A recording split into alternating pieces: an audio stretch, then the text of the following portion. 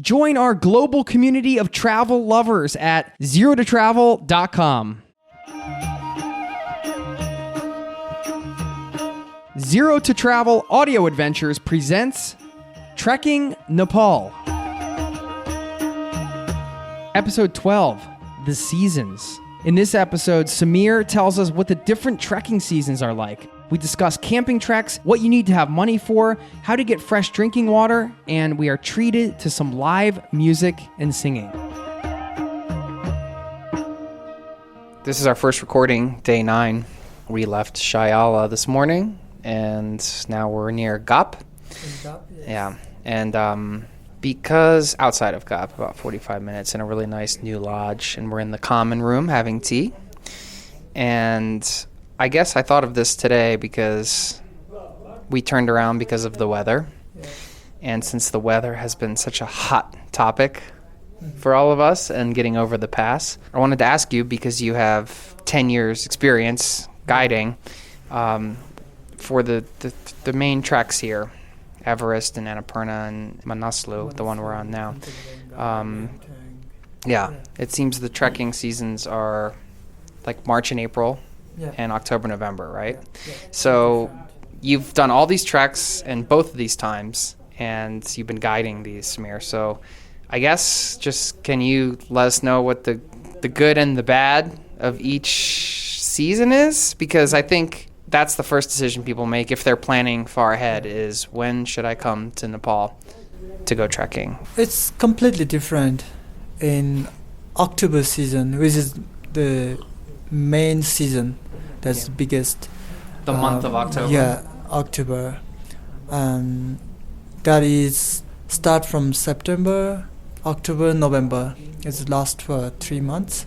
Yeah, it's both has a different kind of views, and then the landscape is really different. In September, it's more green and it's beautiful everywhere and very nice. And in the March, April, it's so beautiful because of the flowers everywhere.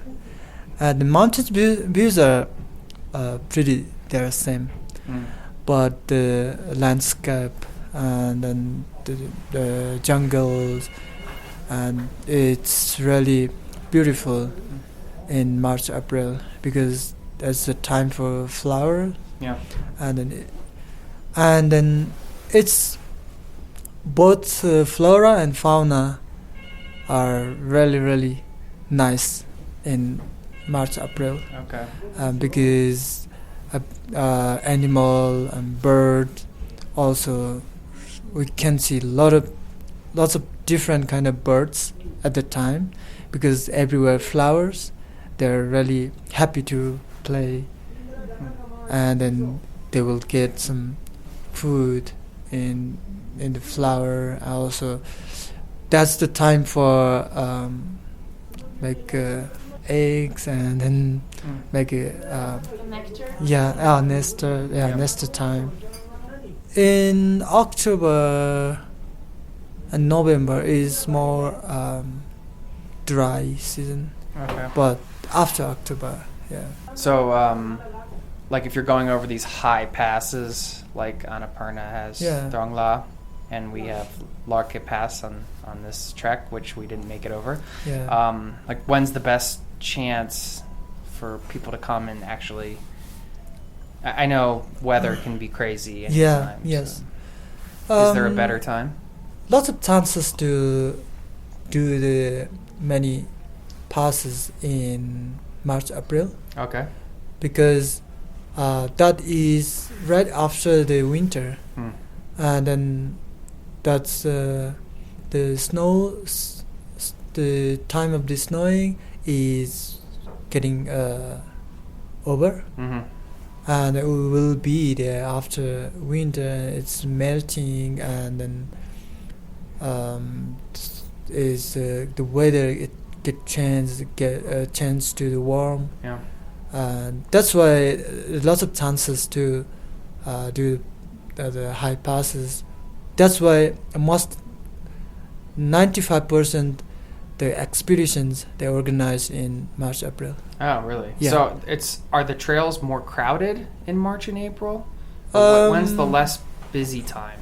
March will be a little bit earlier of the season. Okay. So April is same like October. It's really busy. It's busy. Or May, end of the May is getting over the season, and it will be very nice.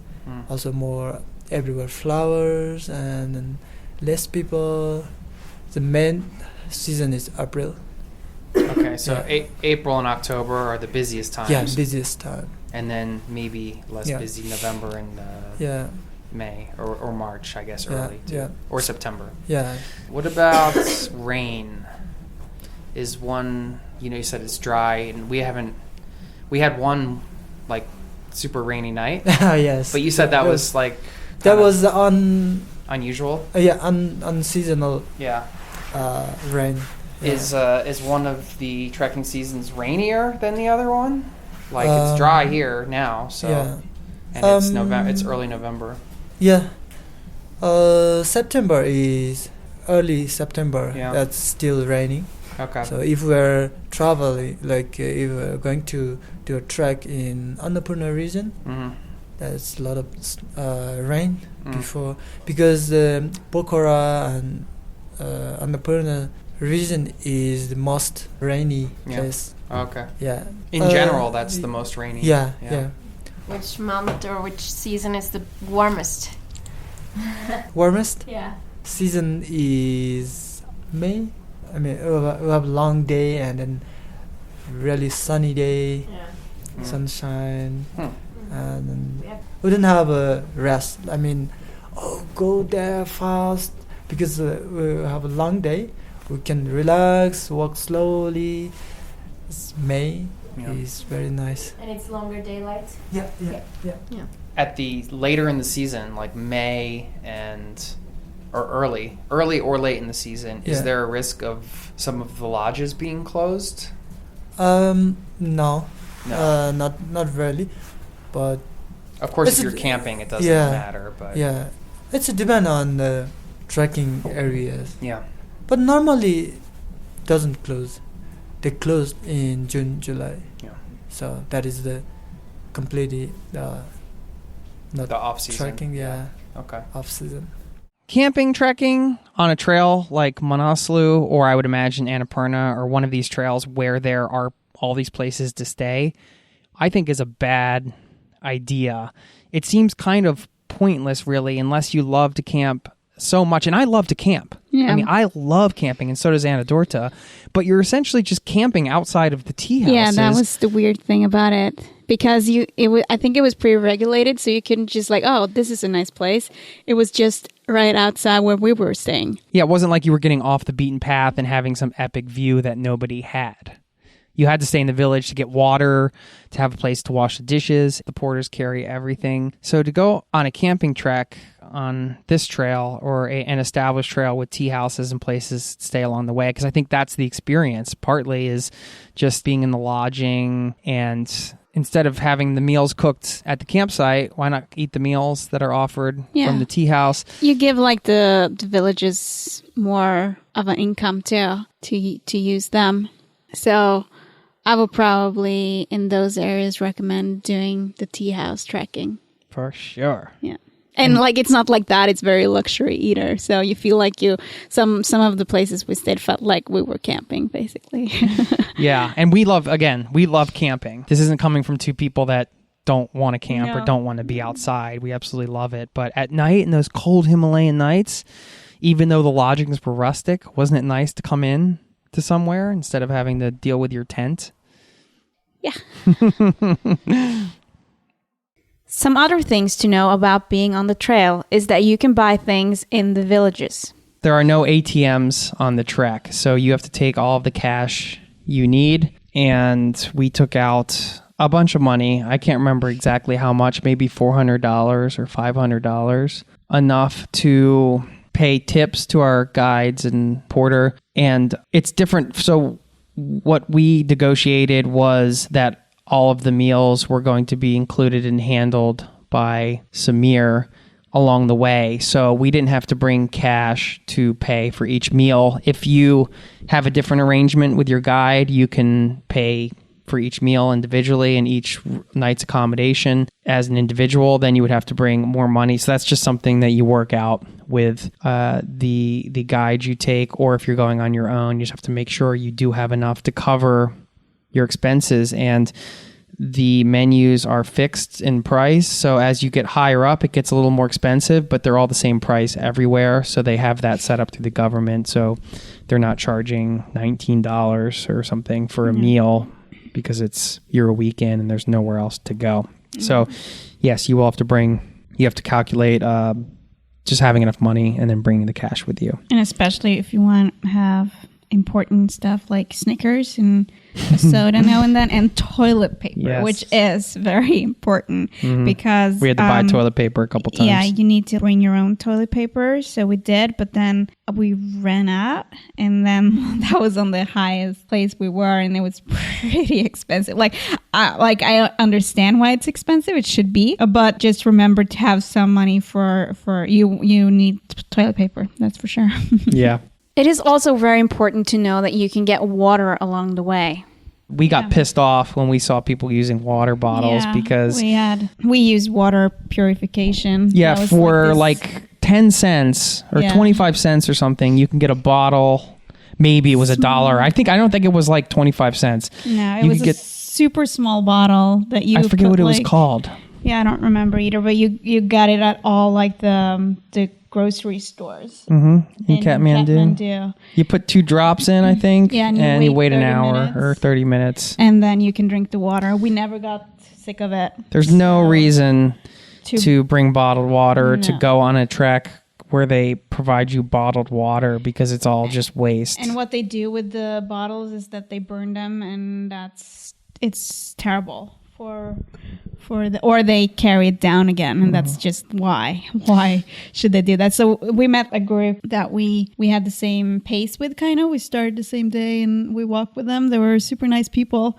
They had booked their trip in forehand and had guide and porters, and every day every morning when we were having breakfast, they were giving a bottle of water each to the group from the guide, and then to every lunch and every dinner, they got a new plastic bottle, every single one of them. And it annoyed us. It was so annoying. So every day they at least consumed, each one of them, they consumed at least 3 or 4 plastic bottles. We just used these drops every day in our bottles. They are not recyclable. They burn them or they carry them down and probably burn them somewhere else, but burning them it's not good for the environment. And also plastic in general is terrible. So there is no reason for not using the purification. The water is like up in the mountains is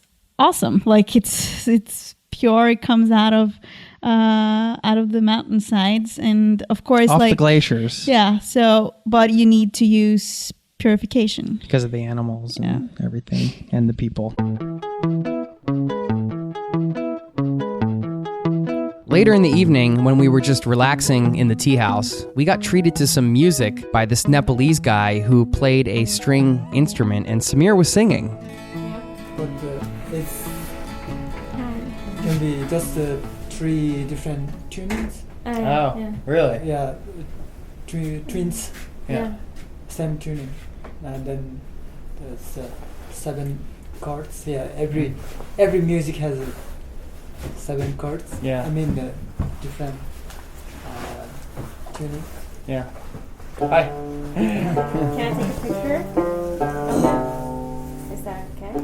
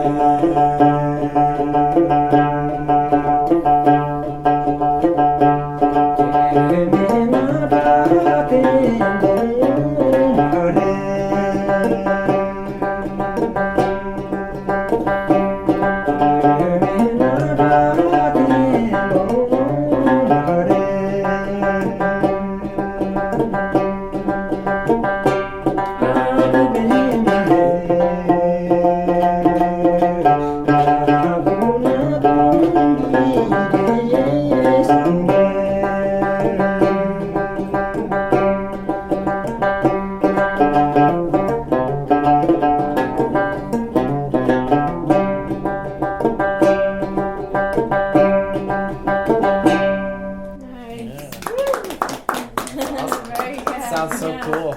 Yeah. Sounds really cool. Try it. Yeah. Yeah. The hard thing. Oh, hey. Probably. Sure.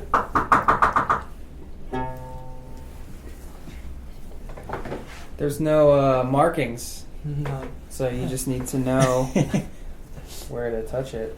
It's a beautiful instrument. Yeah, do you want to take that? Oh.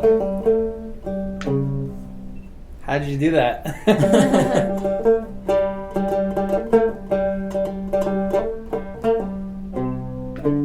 This is like the bass.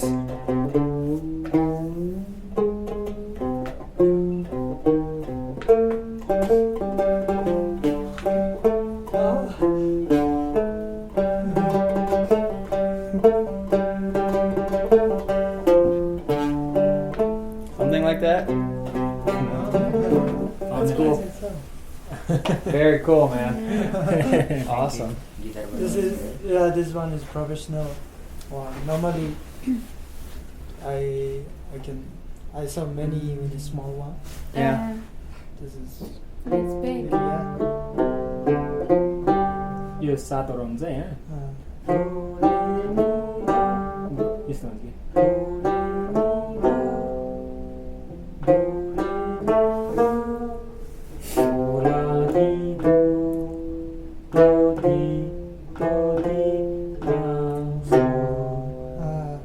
Disco the seed. त्यो सातवटा अङ्ग हुन्छ त्यसरी धोरेमी फा सोला तिथो भन्छ त्यो गाउँदा गाउँदा चाहिँ लास्ट टाइम मिलाउने गीतमा त्यसरी What's the instrument called again?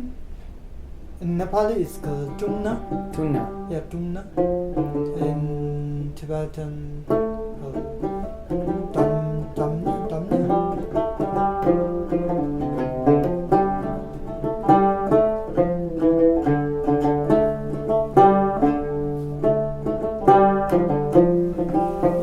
this one is really old and really famous song. Resam firi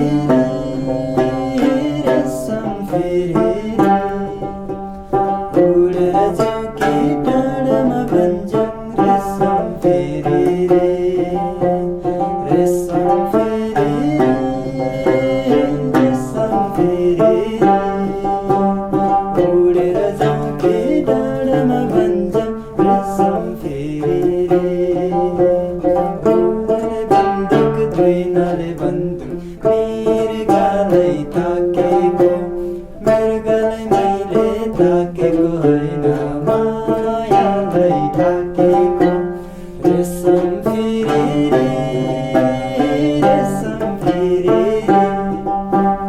udera jauki dadama banjang resam firi udera jauki dadama banjang resam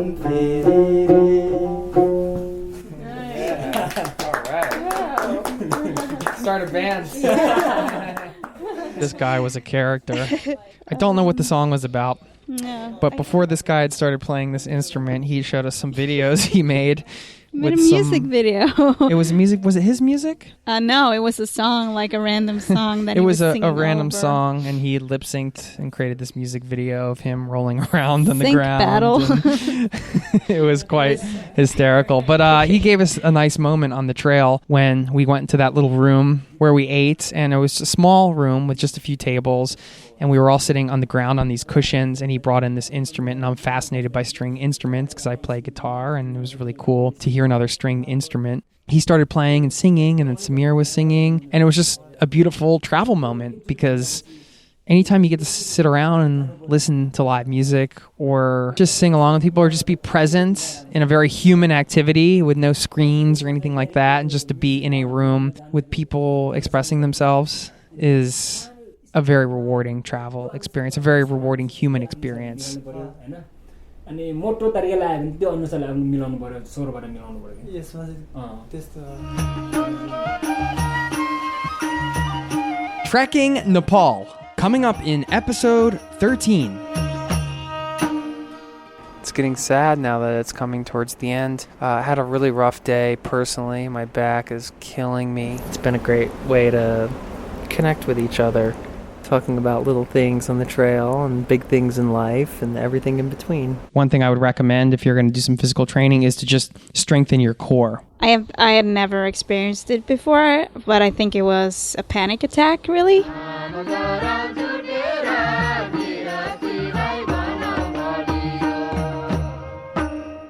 This audio adventure series has been brought to you by ZeroToTravel.com. Ideas and advice to help make any of your travel dreams a reality.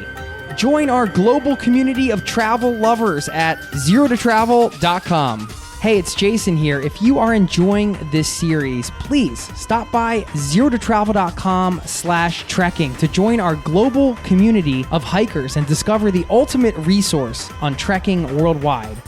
You'll also learn more about our upcoming authentic small group walking adventures. That's ZeroToTravel.com/trekking.